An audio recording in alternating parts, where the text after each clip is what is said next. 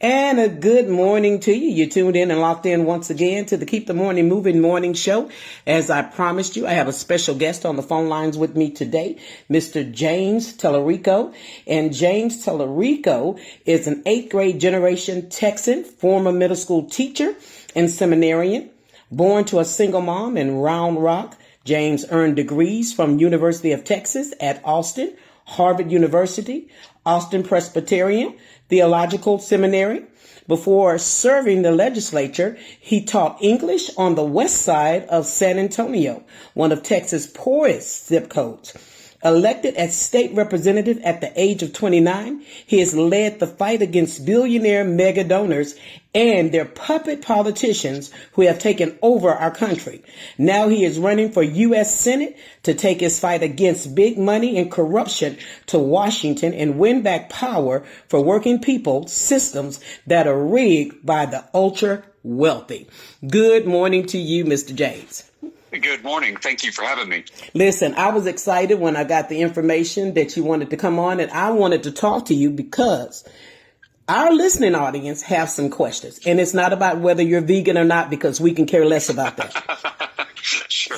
Okay. The answer is no, by the way, but yeah. Okay. And I don't know why they're making that a big deal, but we're not going to make it a big deal right here. Okay. I appreciate it. But and I like the fact that you're from I wanted to say West Side for some reason when I read that. So that means That's the right way to say it. That's right. Okay, good. Because we need somebody with some grit to handle the people that we're coming up against. Now, let's address the elephant in the room, because a lot of our listeners were Jasmine Crockett supporters.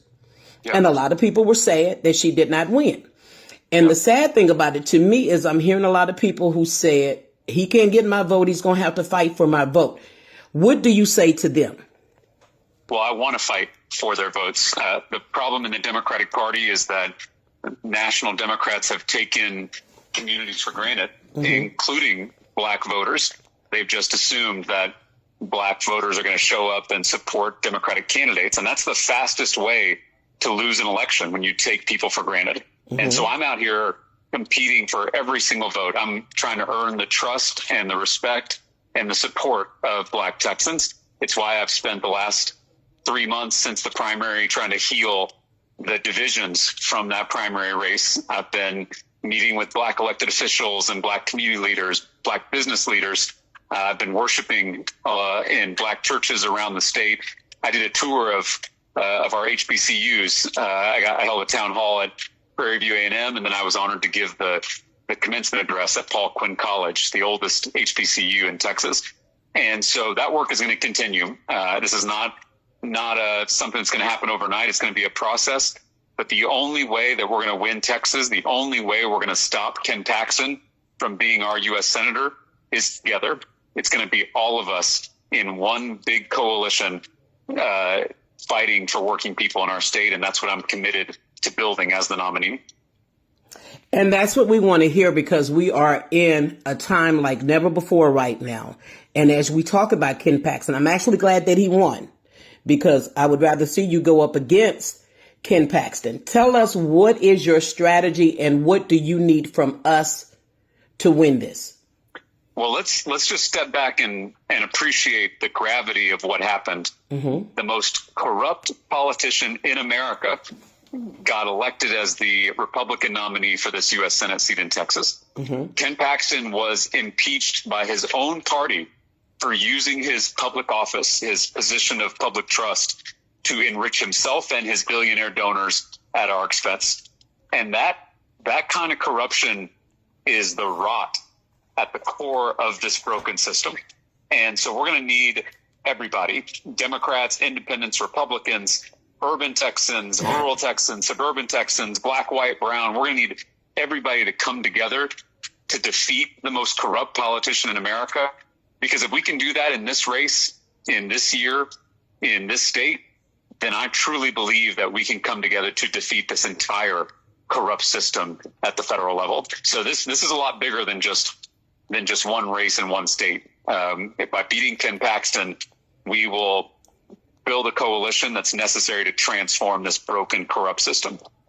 And it is broken and corrupt. And as I've been watching the news, I see a lot of the smear campaign that's coming up against you. One thing that I do like that you did say, that Jesus did not spend a lot of his time addressing the things that they're addressing.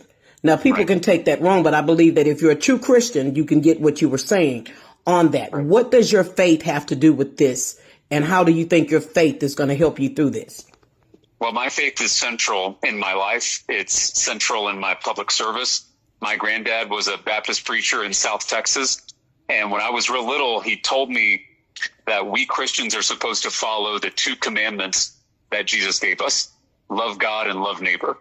And there was no exception to that second commandment. Love thy neighbor regardless of race, regardless of class, regardless of gender or sexual orientation or immigration status. We're called to love everybody the way that we love ourselves. And that's how I've tried to lead in the Texas House. I've brought Democrats and Republicans together to pass 60 bipartisan bills to raise teacher pay, to cut property taxes, to lower the cost of housing and childcare and prescription drugs, including insulin.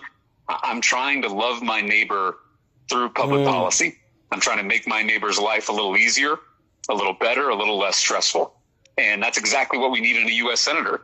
Ken Paxton does the very opposite. He uses his position to enrich himself and his billionaire donors at our expense. He doesn't fight for us. He doesn't serve us. He serves himself. And so the stark contrast in this race is between selfishness and service. And that's not just a political battle. That is a spiritual battle. And we're going to need all Texans to come together to help us win this fight. I'm so glad that I do have you on the phone, because I am a woman of great discernment, and I am feeling everything that you are saying, but I can also feel what you are saying. As we go down this treacherous highway to take what we need to take back, because so many people are worried about the cost of insurance and the cost of energy. What do you do to address that? Yeah, I think by taking on this broken, corrupt system, we can start unrigging this economy. We can start raising our pay. We can start lowering our costs. So just the first ideas off the top of my head. Once we have a senator who's going to fight for us, we can lower the cost of groceries by repealing these crazy tariffs. We can lower the price of gas by suspending the federal gas tax and the federal diesel tax. That would immediately save every Texan more than $200 a year at the pump. And then we have to do even more on energy prices, on healthcare prices, on insurance prices. There's so much we could do at the federal level to start giving Texans a little bit of relief. And that's only going to happen if we elect a senator who has our best interests at heart, not a senator who's just trying to pad their own pockets. Okay, well, I know that you are a busy man, but I want you to have these last words in closing. What do you say to the people of Texas now, and who needs to make sure that they vote for you? Well, we have an opportunity in this race, in this year, to end 30 years of one-party rule in Texas and elect a senator who's going to fight and deliver for all of us. And we can't fumble this. We've all got to come together. We've all got to do the work. You know, I'm hitting the road. I'm on my way to Houston. We're going to be in East Texas tomorrow night. We're going to be in San Antonio the night after that. And then we're going to be up in DFW on Monday. And so people can go to jamestalarico.com to find out more about those events, to sign up to volunteer, and to learn more about the policies that we're fighting for. We've all got to come together to defeat the most corrupt politician in America. Last and most important question. How was that bean potato taco that you had with President Obama? Well, President Obama, you know, he's a busy man and he's got a lot of demands on his time. The fact that he showed up to campaign with me and Representative Hinojosa, our nominee for governor, that I think underscores the opportunity we have in this state. And I'll just say the president was just as nice as he seems on TV. He spent time with the folks in the taco shop and with my staff, with my family, and he's a good man. And we need that kind of decency, that kind of moral leadership once again in our nation's capital. Okay. For those that want to donate to your campaign, the website again, please. jamestalarico.com.